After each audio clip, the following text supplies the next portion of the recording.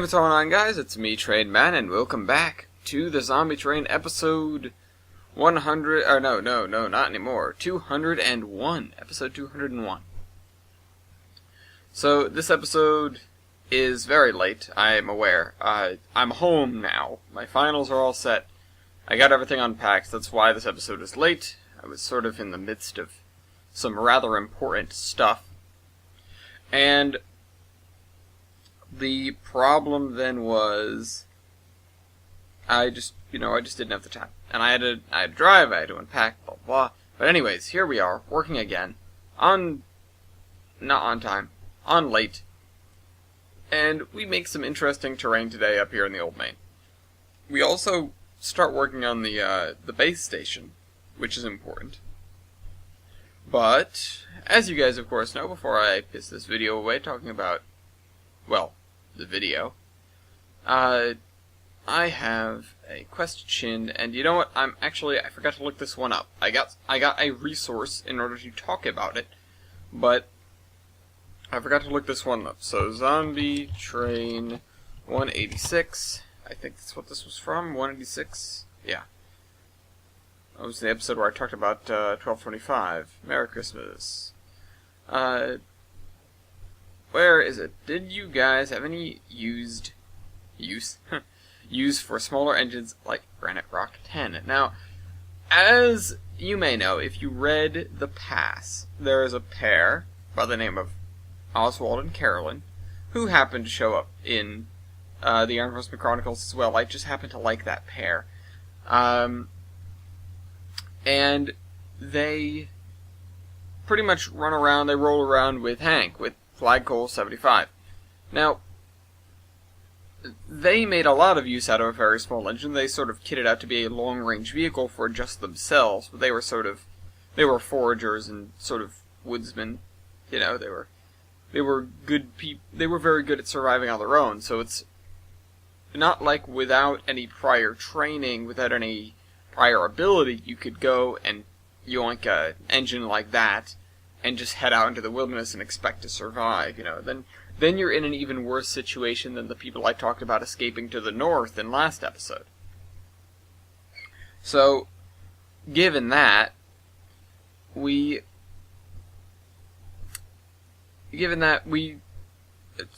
hold on. There's something I want to cover, and I covered this in the Terminus a little bit as well when we were talking about Zombie Train Loco Versus in the last Terminus. So, it takes a certain amount of power, I guess. I don't really know another way to rate it, to be able to go from a sort of forager just working on your own to someone that's in the position to start an Incorporated, like a Zombie Train Incorporated. You need to have a level of ability that you don't get from having a little engine like that. So it can be good if you know what you're doing, and you don't need to support a lot of people, and you don't have delusions of grandeur, so to speak. You don't have aspirations for doing some great, enormous thing, and saving the world, blah blah blah. And I'm not saying that should be everyone's goal. In fact, it probably shouldn't. But anyways, so to get to the actual topic at hand now, I'd like to reference a couple of statistics that I drew up. And this is part of the Zombie Train Locomotive roster that I put together a little while ago. Now, this is not information that's necessarily available to the public in its current form, but if you go on SteamLocomotive.com, you can see the list of all the survivors, and that's how I derived everything. So, anyways, the smaller engines, once you get to the point where you have the Zombie Train Incorporated, the smaller engines are enormously useful, because you can stock people with supplies, and they won't have to worry about sustaining themselves, and only use those engines for either light ferry moves, light people moves, exploration, things like that. They have a lot of advantages once they have a decent, once they have a decent sort of support, once they have a decent foundation for use. And additionally, the smaller engines were incredibly numerous. Now, we had in service on the Zymerton Incorporated 196 040s. So, that's quite a lot, and in fact, we had 196 040s and 135 060s.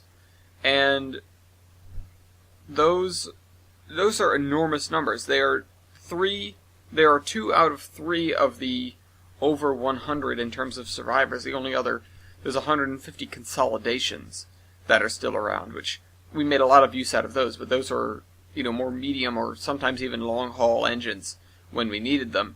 Whereas the 040s and 060s, they had basic work either around industries or around, well, I guess a port is considered an industry, but around towns or between towns, ghetto tramways with 040s, but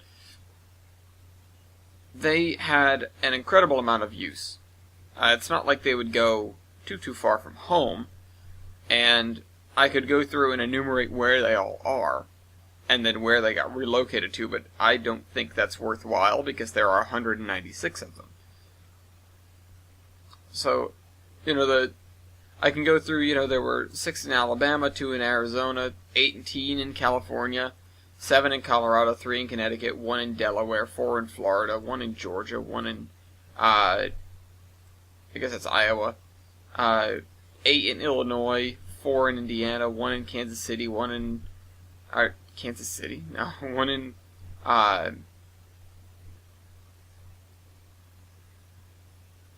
whatever. 1 in Kansas. Derp, not city. Just Kansas, regular Kansas.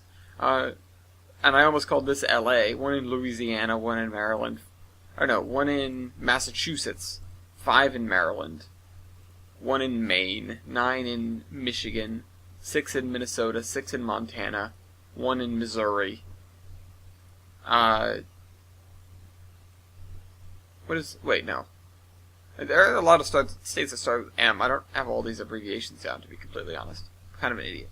5 in North Carolina, 6 in Nebraska, 6 in New Hampshire, 3 in New Jersey, 1 in Nevada, 13 in New York and Ohio, 1 in Oklahoma, 2 in Oregon, 21 in Pennsylvania, 5 in South Carolina, 3 in South Dakota, 1 in Texas, 6 in Virginia, 4 in Washington State, 5 in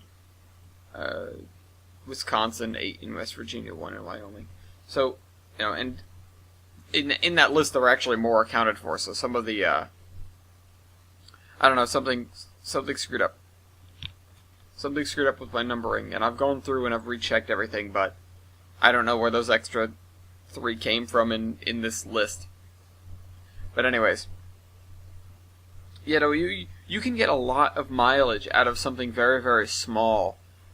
Because if you consider the fact that most of our engines, it's not like we had to manage the traffic that a modern day real railroad has to manage now. In fact, it's a lot less. So we have a lot fewer cross-country routes, and we have a lot fewer local routes. Except in the situation where a town or an area was being more self-sufficient, then you had a lot of spread out stuff that had to be gathered up, etc. Now, what I'm trying to say is, while everything as small as a 260 everything as small as a 280 or a 460 could be used for what I guess you would consider long-haul service, the 040s and 060s excelled in the position of just gathering up supplies to be brought to these places. Now, and there was a lot of this to be brought. There were a lot of things to be brought, especially if there were salvage runs, if there were, I guess you could call them looting runs, And then, as I said, exploration is very, very important because a lot of these, these railroads and roadbeds had been abandoned for a number of years. So having something extremely light and extremely easy to put back on the track when you inevitably fall off the track is really, really important. In fact, this is exemplified in the use of in the use of Flagpole 75, in the use of Hank going from Portland to Tillamook in 2012. I don't know, it was 2013, 2014, whatever. But, the line had been down at that point for some time. And they managed to, in the span of a few days, get it serviceable-ish, serviceable enough to run that engine over the length and then subsequently steal a dive bomber. They went out to Tillamook, and their way of telling us that they'd made it back was to fly over us, because there's the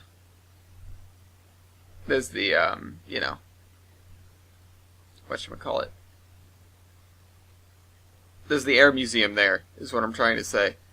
And then subsequently they made a ton more trips to strengthen everything they'd made, and then we basically bailed out of Portland because we knew Portland was about to become a hellhole.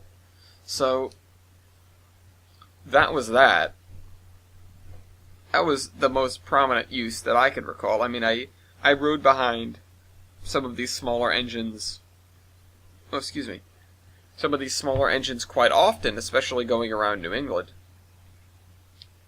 If you're going from Quonset up past Providence behind an 060 or behind an 040, because sometimes, you'd keep.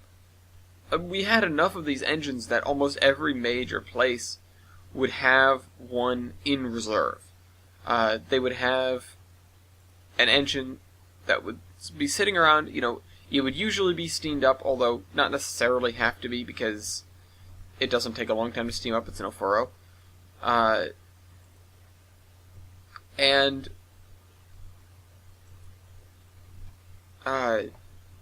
it was, if you needed to get somewhere and they didn't have a larger engine at hand, that you would be taken in that engine. You generally have a crew that's assigned to that engine. You generally have a crew that's assigned to specifically that engine that runs out of wherever they are, and if somebody needs them, they go out there, and if somebody, once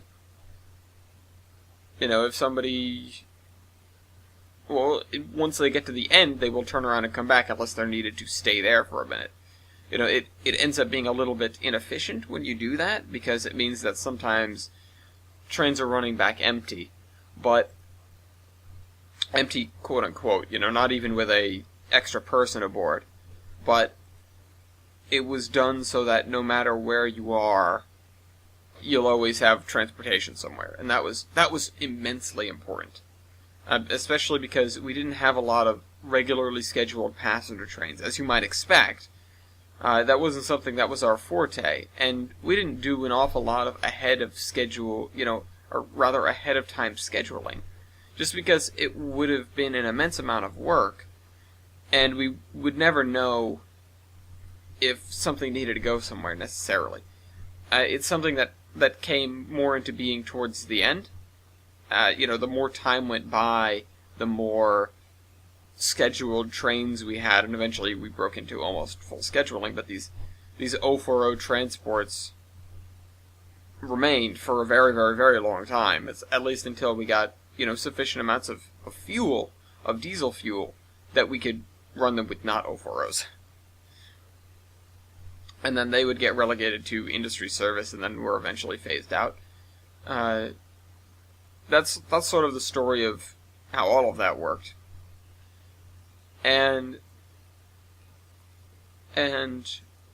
yeah, they were very good congregators. So if you had a lot of little settlements that needed to move all of their product somewhere, for example, grain, because food's important,